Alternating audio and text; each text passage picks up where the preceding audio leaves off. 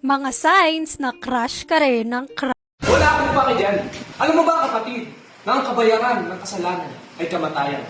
Ibig sabihin, sa bawat pagsisinungaling mo na may jowa ka pala, sa bawat pagkakabog mo sa mga magulang mo, at sa bawat pangingialam mo at pagiging keyboard warrior mo dyan sa comment section ng iba, ang kabayaran yan ay hindi kamatayang pisikal lamang, kundi kamatayan sa dagat-dagatang apoy.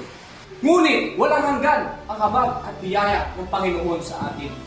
Kaya ibinigay niya ang kanyang bugtong na anak upang sino mang sumampalataya sa kanya ay hindi mapapahamak, kundi magkakaroon ng buhay na walang hanggan. Ito ay isang regalo sa atin ng Diyos.